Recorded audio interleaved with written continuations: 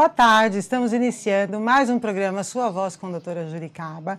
E o doutora Juricaba não está presente hoje porque ele continua lá em Icó, no Ceará, curtindo com os amigos, se divertindo nas férias dele, lá gravando vários programas junto com o Chechel na TV Princesa do Vale. Um beijo a Zenilda, que está lá acompanhando. Ele está curtindo, cantando a música que ele fez em homenagem à Rosa, uma querida, né? Então, um beijo, doutor. Volte logo aqui para nós. E temos uma convidada muito especial, uma advogada que já esteve conosco em outra oportunidade. É a doutora Mércia Almeida, que é um prazer recebê-la aqui. Boa tarde, doutora. Boa tarde, Vanessa. Muito obrigada. Também estou sentindo saudades do doutora Juricaba, mas eu tenho certeza que não vai faltar papo aqui entre a gente, com né? certeza. Conversa vai rolar solta, com certeza. É um prazer tê-la aqui, né, doutora? Eu que agradeço. Doutora, explica um pouquinho qual é a sua especialidade.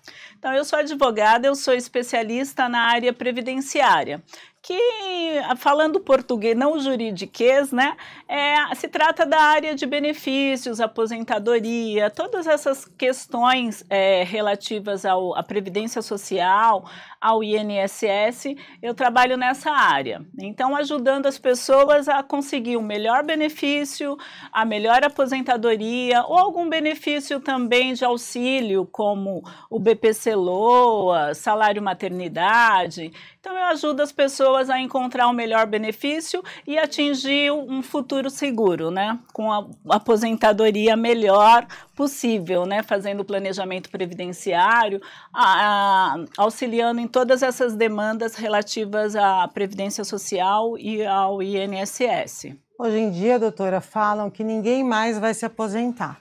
Então, por esse motivo que eu te pergunto, com as reformas todas aí que a senhora está por dentro desse assunto, qual a idade que o homem ou a mulher, se tem diferença, para pedir esse direito?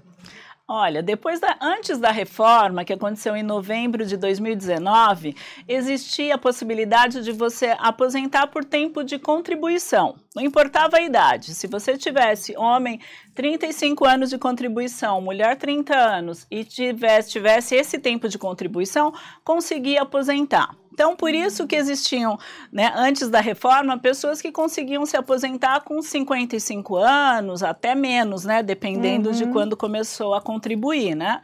Depois da reforma, depois da reforma surgiram as regras de transição, que seria para aquelas pessoas que estavam próximas da aposentadoria, né? Para a pessoa não perder tudo. Imagine você estar com 32 anos de contribuição, faltando, no caso do homem, faltando 3 anos para aposentar, você ter que pegar a nova regra, que são 65 anos de idade para homens. Então, por isso, de 2019 para cá, existem 4 regras de transição, para poder ajudar essas pessoas que estavam próximas da aposentadoria. Mas pensando agora, depois da reforma, o homem é necessário que ele tenha, sem contar, né, as regras de transição, pensando simplesmente na idade. Então, o homem tem que ter, no mínimo, 65 anos de idade para conseguir aposentar e 15 anos de contribuição. Isso se ele começou a contribuir antes da reforma, porque para os homens que começaram a contribuir depois da reforma, depois de 2019, aí são 20 anos de contribuição mínimo e 65 anos de idade. No caso das mulheres, são 62 anos de idade e também 15 anos de contribuição. É o tempo mínimo agora para conseguir aposentar. E aí tem as regras especiais também, que é por saúde, tudo isso. Aí tem essas benesses, né, que é a aposentadoria especial, no caso da aposentadoria rural também, que a idade cai, para a mulher são 55 anos, né? Então tem essas assim, mas no geral são 65 anos de idade para os homens e 62 anos para as mulheres. E também, por exemplo, quem é funcionário público e tem alguma diferença, a senhora também trabalha com esse público. Sim, porque eu trabalho mais, o público maior é o regime geral da Previdência Social, que é o RGPS, né? Mas também tem o RPPS, que é o regime próprio da Previdência Social, que aí no caso são os funcionários públicos mesmo. É até como é o seu caso, né, Vanessa? No meu caso, eu trabalhei 16 anos com empresa privada, e já vou me aposentar, se Deus quiser, Conseguiu pegar uma regra de transição, então? Peguei, possivelmente. Sim, porque você vai conseguir antes da idade mínima, né? Possivelmente. Mas Tomara, mas eu também comecei a trabalhar com 14. Então, veja, é mais do que justo, né? Sim, vou me aposentar com quase 40 anos ininterrupto de trabalho. É bastante tempo mesmo. E aí, doutora... quem contribui mais de 30 anos, como que fica isso? Olha, então, depois da reforma, você tem que juntar a idade, né? É necessário cumprir esses dois requisitos, ter a idade mínima e o tempo de contribuição. No caso, imagina como a mulher, ela tem cumpriu a regra de transição da idade, tem 62 anos e tem 30 anos de contribuição. Perfeito, ela pode aposentar a qualquer momento.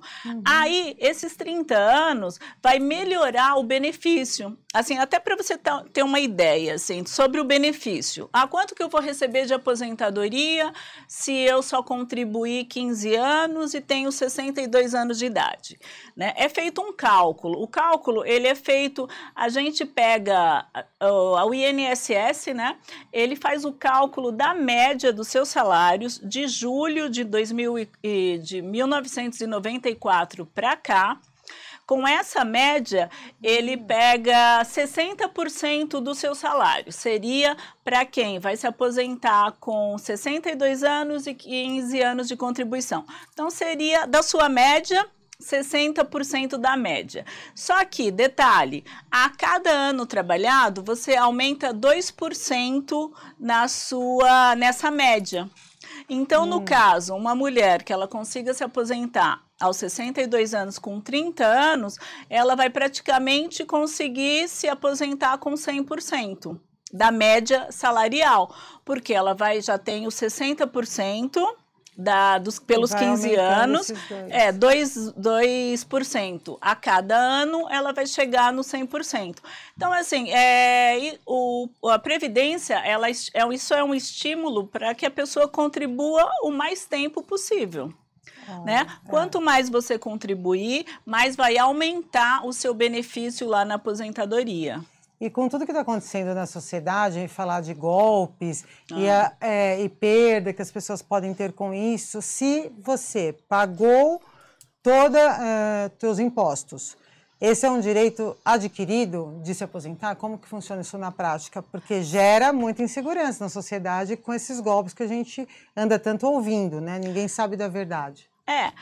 Hoje, pela atual regra, quem tem o homem 65, a mulher 62, consegue se aposentar, tendo o mínimo de contribuição, que são 15 anos, né? Quando a gente fala de direito adquirido, é complicado porque a lei, ela pode derrubar um direito adquirido. Nós temos uma expectativa de direito. Como agora, nós não estamos ainda dentro dessa regra, né? Se tiver uma nova reforma da Previdência, vai mudar tudo de novo, né?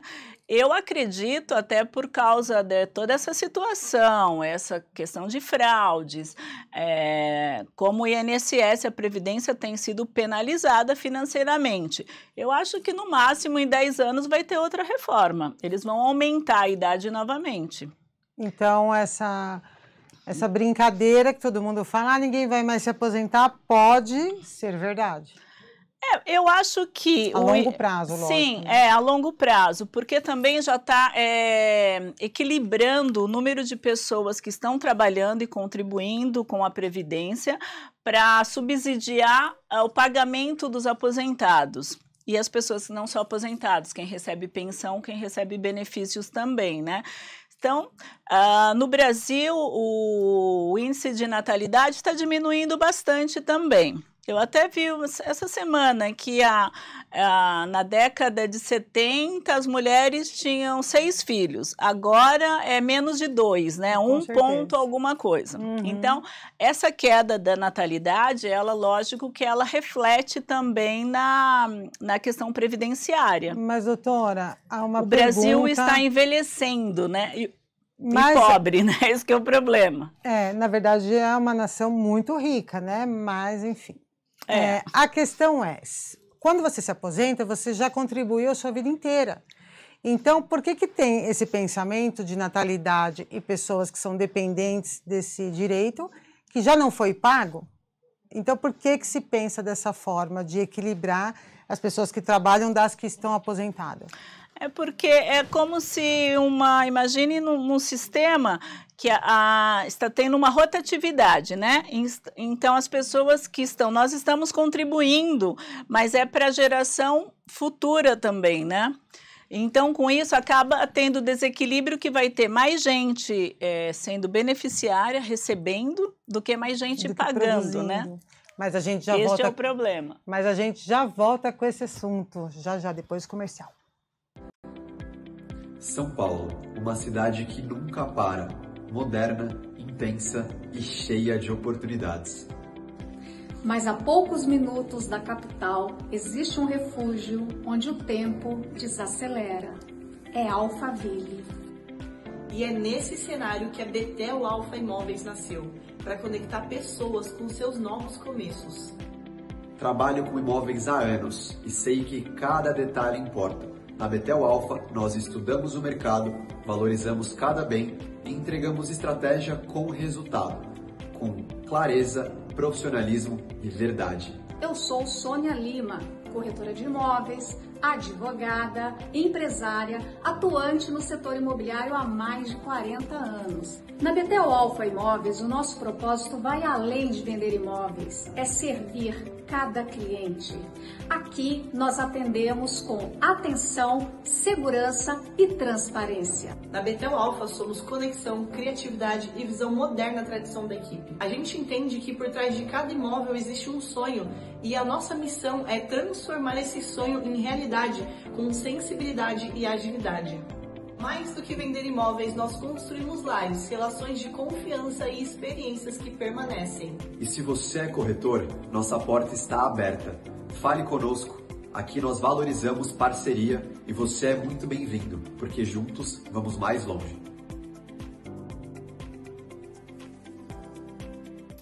Olá, sou Vanessa Queirucci, estou aqui no programa Sua Voz com a doutora Juricaba e você está nos acompanhando pela D3 Mais TV. Voltando ao assunto de aposentadoria aqui com a doutora Mércia Almeida, siga ela lá no Instagram. Agora eu vou uma pergunta, doutora. E o pessoal que é MEI? Como que funciona a aposentadoria e se um dia ele mesclar o trabalho dele individual e se tornar um profissional de alguma empresa? Né? Foi contratado e trabalha há anos nessa questão. Como que fica? Boa pergunta. O MEI, ele contribui sim com a Previdência, só que ele contribui com a alíquota reduzida, que é 5%. As contribuições da Previdência, elas são 3 alíquotas. Você pode contribuir com 20% sobre o salário mínimo, com 11% sobre o salário mínimo para contribuinte individual, que é o plano simplificado. O que é o contribuinte individual, para as pessoas entenderem? É o profissional autônomo. Aquela pessoa que paga a guia como autônoma. E tem a pessoa que é MEI, aquele microempreendedor, microempresário, que ele abre a sua própria empresa, só que no caso dele, ele paga a alíquota de 5% do salário mínimo, que é a alíquota reduzida. Ele tem direito, sim, à aposentadoria, mas só por idade. Tá? Então, ele vai ter, quando ele completar lá os 65 ou 62 anos, ele tem direito à aposentadoria. Não vai contar o tempo de contribuição, porque para que conte, que nem no caso, na questão que você fez, se a pessoa tinha uma MEI e de repente ela virou um CLT, foi contratado por uma empresa e está trabalhando como CLT, o tempo que ele pagou como MEI vai ser descartado automaticamente?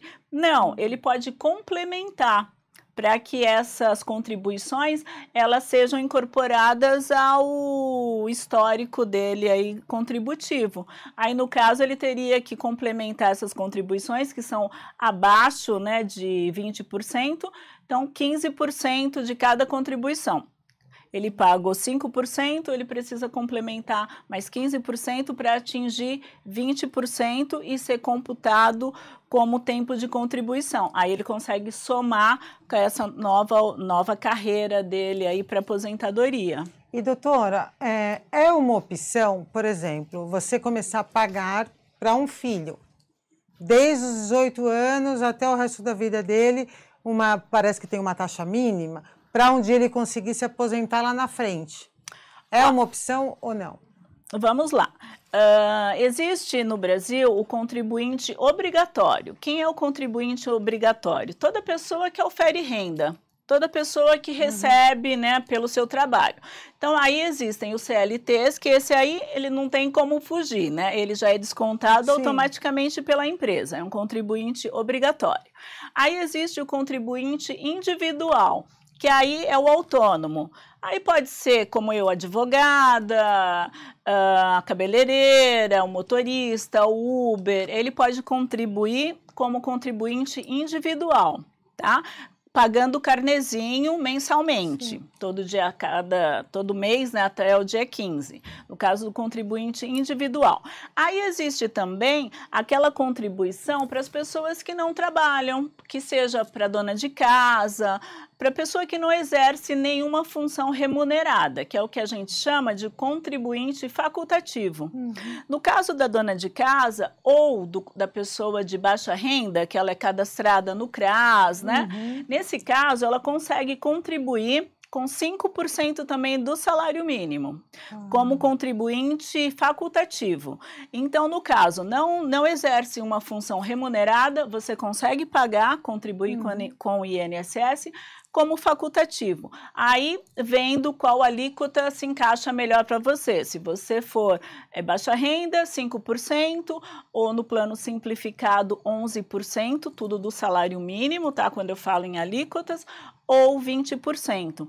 Até um detalhe, eu tenho vários clientes que moram fora do Brasil e continuam contribuindo como contribuinte facultativo, porque já que não exerce função remunerada no Brasil, para conseguir ter aposentadoria. Porque tem muita gente que trabalhou muitos anos no Brasil, migrou para outro país, e lá, aí pensa, eu não quero perder toda a contribuição que eu já fiz. Então, eu faço um planejamento previdenciário e aconselho que continue contribuindo para conseguir ter aposentadoria aqui também. Então, fora do Brasil, contribui também como segurado facultativo. E muita gente vai para fora e isso é uma possibilidade fantástica, né? Porque, de repente, a pessoa volta, a velhice vai ficar no Brasil. E é sempre bom ter outra renda e dinheiro nunca é demais, né? E se você contribuiu a vida inteira, né? Não a vida inteira, mas pelo menos trabalhou no Brasil 10, 15 anos, não é justo que você foi embora e perca tudo que você já pagou, né? Já contribuiu. Então, tem essa questão. Então, a sua pergunta de você pagar para um filho, pode até ser como contribuinte facultativo. Se ele exercer alguma função, é Uber, é motoboy, ele pode ele pode pagar como contribuinte individual, se ele receber alguma recompensa financeira, se não, contribuinte facultativo. Consegue aposentar também. Mesmo com essa insegurança de que não sabemos como que a gente vai ficar daqui 30, 40, 50 anos, né? Que vai ser a velhice dos filhos. Né?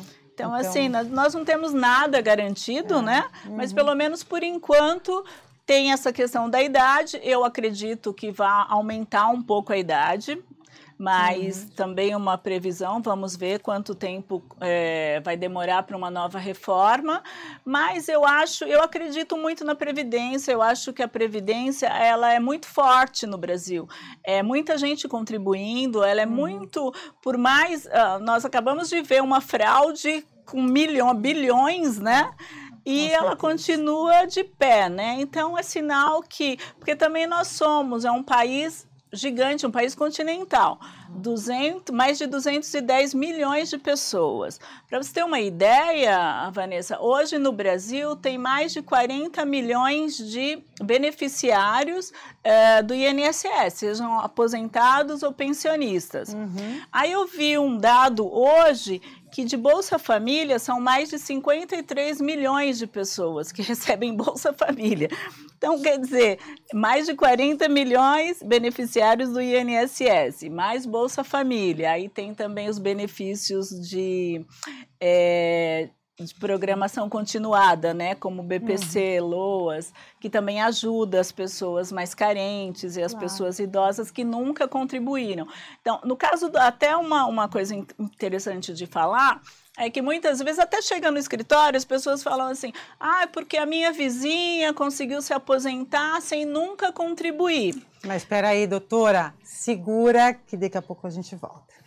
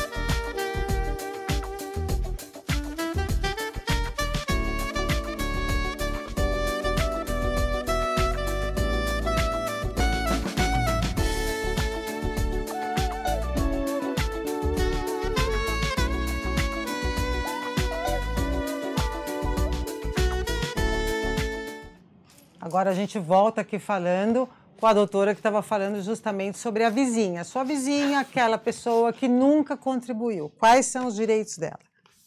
Então, o que eu estava comentando é que muitas vezes chega no escritório o cliente comentando, eu tenho uma vizinha que ela nunca contribuiu com o INSS, mas ela conseguiu se aposentar.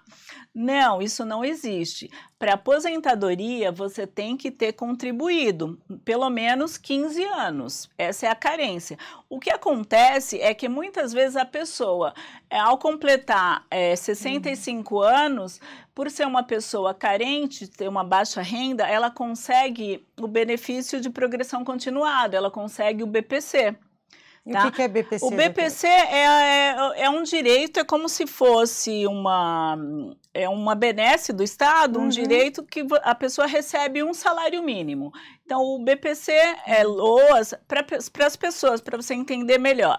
Pessoas com mais de 60, a partir dos 65 anos, de baixa renda, comprovada, que tenha cadastro no CadÚnico, tudo certinho, ela consegue receber esse benefício que dá direito a um salário mínimo por mês. Tá? No caso também das pessoas com deficiência física, com qualquer tipo de deficiência, problema de saúde grave, problemas cardíacos, autista, independente do nível de suporte, também, desde que, só que no caso do BPC tem que ter também os dois requisitos. A pessoa tem que ser baixa renda, e essa baixa renda, como que é auferido, né? Como que mede essa baixa renda? É feito um cálculo que a pessoa, na família, a renda per capita tem que ser 1/4 do salário mínimo por pessoa. Então, você imagina, numa família com 4 pessoas, teria que sobreviver com um salário mínimo para poder ter direito ao BPC. Né? Essa é a ajuda. Então, no caso dos idosos, também, desde que às vezes o idoso mora sozinho, mora com algum filho e tal, e a renda é abaixo desse valor, consegue esse benefício de progressão continuada. Então, é por isso que muitas vezes o idoso está recebendo BPC e as pessoas acham que é uma aposentadoria. Qual a diferença, né? Às vezes até se confunde com a aposentadoria, né?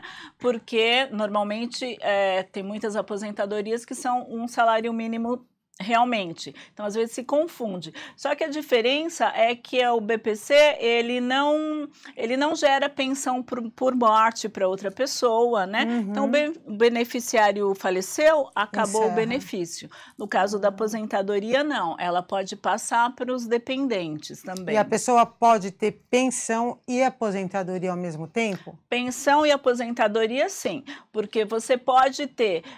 imagina, você tem a sua aposentadoria porque você contribuiu com o INSS, trabalhou e completou ali os requisitos, conseguiu se aposentar.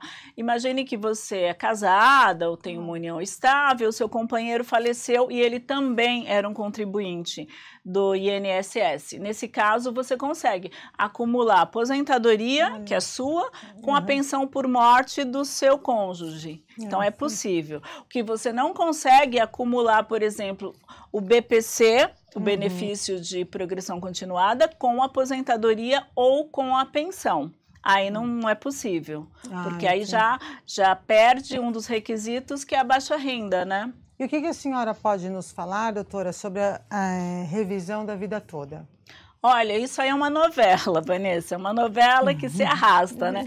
Eu acho, aparentemente, dessa vez o STF botou uma pedra em cima desse assunto, né? Agora a discussão está com relação aos casos que já estavam, os processos que estavam em andamento.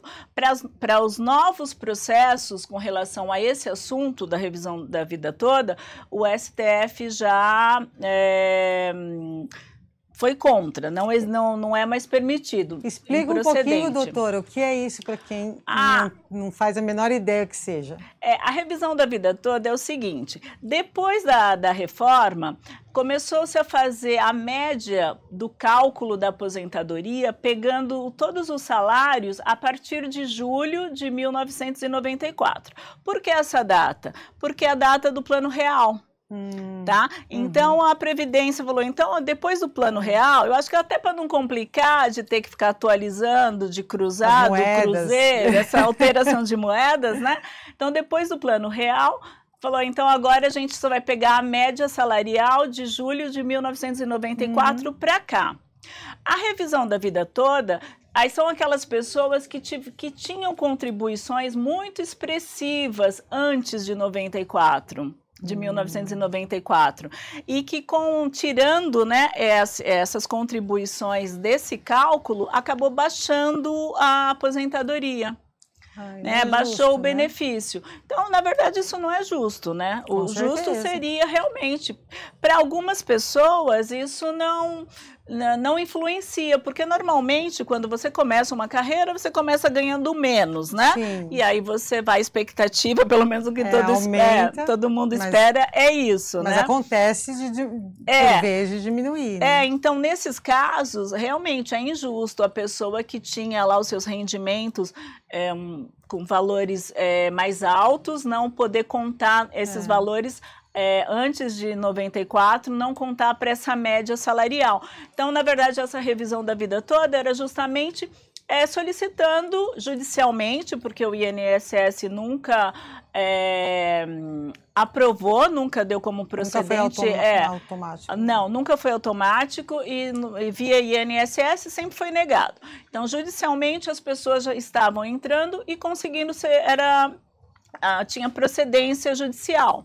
Até que eu tenho até casos de clientes que tiveram sentenças procedentes, a sentença foi favorável, já estava lá para fazer a liquidação da sentença, pagar também todos os atrasados, né, relativo a todo esse período anterior.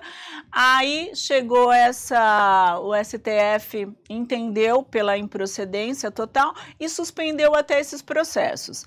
Então, até estão com agora está com a ministra Carmen Lúcia, do STF, que está analisando mais uma vez como que vai ficar a situação. Agora, para os processos que já estão em andamento, aqueles que já estão até finalizados, que estavam ali só para pagamento, né?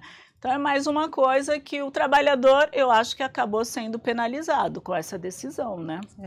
Erraram as decisões que atendem e ajudam o trabalhador, né? É uma tristeza, porque você paga a vida inteira né? E depois não recebe, simplesmente porque há mudanças no governo e isso sempre vai haver.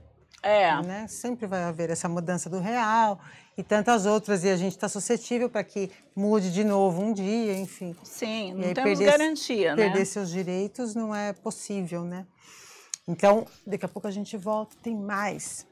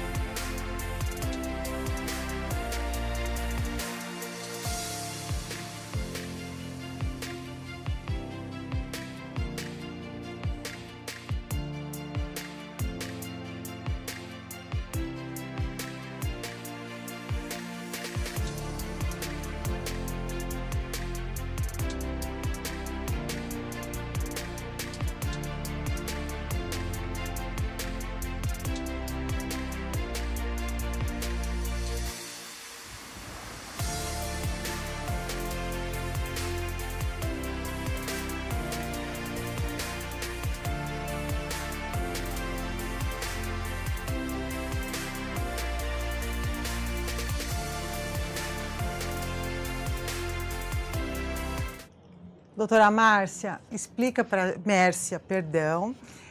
explica para a gente o que está havendo, que foi um burburinho desse golpe do INSS, como que isso chega no cidadão? O que aconteceu?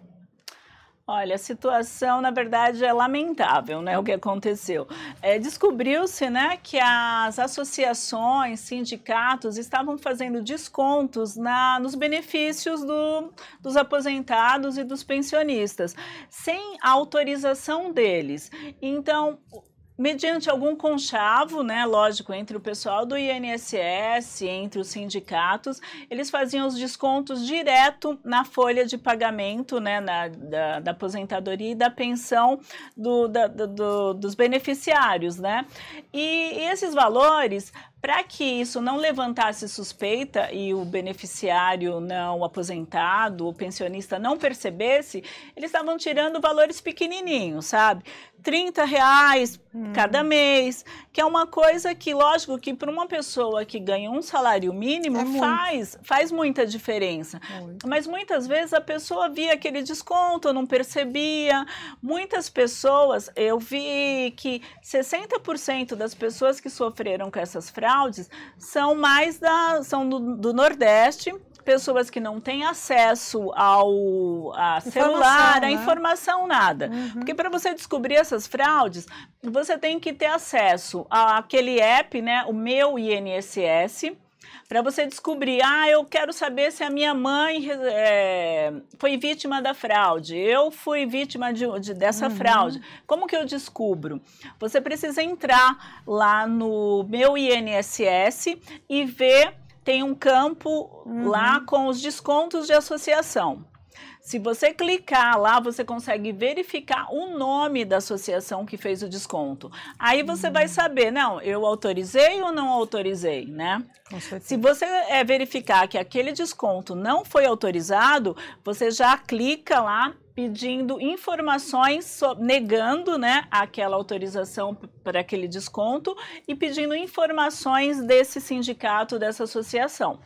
Aí eles têm 15 dias úteis para te responder. Então, estão falando que essa devolução vai ser automática pelo INSS. Eu acredito que para quem fizer esse procedimento, porque eu duvido que eles vão restituir todo mundo, quem nem sabe que perdeu, né? Porque eu acho só que aqueles que reclamaram. Eu acho que eles não podem acabar pagando, está previsto o pagamento, a devolução para aquelas pessoas que perceberam que foram fraudadas, né, e que fizeram esse pedido. Que é muita gente, né? E mesmo assim eu acredito que vai ser necessário judicializar, sim. Porque, na verdade, no meu entendimento como advogada, não é justo também. A pessoa ela teve um desconto, e isso aconteceu, não foi um mês, foram um ano, mais de um ano, 2 anos. Cabe então, processo. Conte. Sim. Porque, na verdade, a média está sendo de 3 a 4 mil reais de desconto por pessoa. Porque é mais de um ano, 2, 3 anos com essa fraude. Então, não é justo, alguém chega, rouba o seu dinheiro, quando é descoberto, fala, não, fica tranquilo. Desculpa. Que eu vou e te devolvo tudo. Não. Essa pessoa tem que pagar, usar a justiça em favor da vítima. Você tem que receber o dobro do que foi roubado de você. Corrigido. Né? Claro. E você também tem direito até a danos morais, porque você sofreu uma perda ali, você foi feito de bobo nessa história, né? Então, essa situação. Então, verifique, você que está em casa, dá uma olhadinha lá no seu Meu INSS, se você é um aposentado ou pensionista, se você recebeu esse desconto indevido. Busque seus direitos. E agora, sobre direito, uma boa notícia que eu penso que a senhora tenha para nos dar. Para aquelas moças, as futuras mamães, agora parece que tem direito a salário. Ouvi dizer isso, doutora, explica para a gente. Olha, Vanessa, realmente é uma boa notícia essa. Na verdade, esse assunto não é tão novo. Foi uma decisão de março de 2024, o ano passado. Mas agora que eu estou ouvindo falar disso? Sim, porque agora que está sendo mais comentado, né? Porque essa decisão do STF, em março de 2024, ela continuou não sendo aceita pelo INSS. Para que as mamães tivessem direitos, tinham que ingressar na justiça. E agora, o INSS já fez uma publicação agora esse mês, que já vai se preparar para efetuar esse pagamento do salário maternidade, independente de ação judicial. Como que funciona isso? Né? É o famoso que está todo mundo falando aí de com uma única contribuição, a mamãe que fizer essa contribuição durante a gravidez, ela tem direito ao salário maternidade, que são 4 meses de um salário mínimo, R$ 6.072. Após o nascimento ou quando engravida? Aí o salário maternidade é após o nascimento, tá? A contribuição, ela tem que ser feita durante a gravidez. Então, antes do neném nascer, você vai lá e faz uma contribuição para o INSS. A partir daí, você volta o seu vínculo com o INSS e você vai ter direito ao salário maternidade. Por que que isso surgiu, né? Por que essa decisão do INSS, do STF? Né? Porque existia, antes dessa decisão, para que uma mamãe tivesse direito ao salário maternidade, ela teria que ter contribuído 10 vezes, ela teria que ter 10 contribuições. É que nem plano de saúde, né? Para você poder fazer o parto, você tem a carência. Então, a carência para o salário maternidade eram 10 contribuições. Para contribuinte individual, que é o que eu já falei, que é o segurado que ele é autônomo, né? Para segurado facultativo, né? Para esses segurados, ele teria que contribuir com 10 meses, né, para poder ter direito ao salário maternidade. Só que em contrapartida, a mamãe CLT, ela não é necessário essa carência. Então existia uma desigualdade, né? Por que uma que é empregada CLT não precisa cumprir carência de 10 meses? Né? Se você foi contratada por uma empresa, depois de 3, 4 meses você engravidou, você vai ter direito ao salário maternidade, né? Ninguém quer saber quanto tempo de contribuição você tinha. Com certeza. Aí isso não era justo com as demais contribuintes, como a contribuinte individual e a contribuinte facultativa. Então, o STF simplesmente unificou. Não, então agora é para todo mundo. Não existe essa carência de 10 meses. Por isso que uma contribuinte individual, autônoma ou segurada facultativa, ela faz uma única contribuição e com isso, quando o bebê nascer, ela vai ter direito ao salário maternidade, que são 4 meses, né, de um salário mínimo. Então, fique atenta e busque seus direitos, porque, olha, mais de R$6.000 dessa. Hoje, né, com o salário mínimo de hoje, já são R$6.072, E o que a mamãe tem que fazer para deixar tudo preparado para que dê tudo certo que ela receba? Qual é o passo a passo? O passo a passo... Entra no seu Meu INSS, baixa a guia. Se você for contribuinte facultativo, você vai baixar a guia de código 1473, você vai pagar 11% do salário mínimo, vai fazer uma contribuição de 11% do salário mínimo, que é R$ 166,98, tá? Com essa única contribuição, você guarda essa guia, fica ali tranquila, espera. Quando o bebê nascer, você vai juntar a certidão de nascimento junto com a guia e aí você já vai ter direito a esse salário maternidade. Porque isso, na prática, ajuda muito a mamãe, né, doutora? Sim, com certeza. Sobretudo com os gastos que tem no início de vida, só quem é mãe sabe. Você imagina a dona de casa que muitas vezes está ali, né, que trabalha pra caramba, mas não recebe né, uma recompensa financeira, como que não ajuda, né? Então, por isso, olha, compartilhem essa informação com todas as gravidinhas aí que vocês conhecem, né? Para poder usar desse direito. Pelo amor de Deus, todo mundo em busca dos direitos que às vezes não é divulgado. E isso é de interesse público para todas as mamães, né, doutora? Sim, com certeza. E, doutora, onde que a gente pode buscar o seu contato? Como faz para as pessoas que estão nos assistindo entrar em contato com a senhora? Olha, hoje em dia o canal assim mais fácil de acesso realmente são as redes sociais, né? Então é fácil me achar lá no Instagram, no @mercialmeida.adv, de advogada, e também eu estou no TikTok, no Facebook, todos com o mesmo nome. Lá é mais fácil, que lá você consegue ter acesso ao meu WhatsApp, aí a gente consegue falar por mensagem, marcar reunião para ir no escritório. Aí a gente o primeiro contato, eu acho que é mais fácil. Me seguir nas redes sociais. Eu estou sempre postando vídeos também com as novidades, tirando dúvida de seguidores, né? Então acho que por lá, pelas redes sociais, é o melhor canal mesmo. E hoje nós tivemos uma verdadeira aula com a doutora Mércia. Acompanhe ela em todas as redes sociais, como ela disse aqui. Acompanhe a gente, curta, compartilha, tanto pela página Sua Voz com a doutora Juricaba e Vanessa Querucci, quanto pela D3 Mais TV, a TV da sua família. E Maureen, você que me arrumou, um beijo. Siga a Maureen lá, Maureen Barros no Instagram. Ela faz fantásticos trabalhos, confie no trabalho dela. Venha conhecer que você não vai se arrepender. E semana que vem estaremos de volta aqui. Espero já que com a doutora Juricaba, que está lá na cidade de Icó. Um grande beijo e até mais.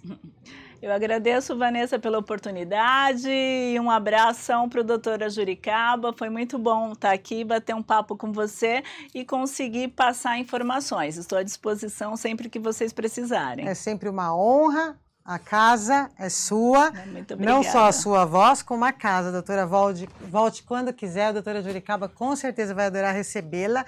Ele adora direito, a senhora sabe que é a paixão dele, né? Depois de cantar, que ele tá um cantor agora. Então, eu quero ouvir o doutora Juricaba cantando. Como ele é todo romântico, né? Então, volte sempre aqui. Muito obrigada. Foi uma honra. Eu que agradeço. Obrigada. Até mais, pessoal. Tchau, gente.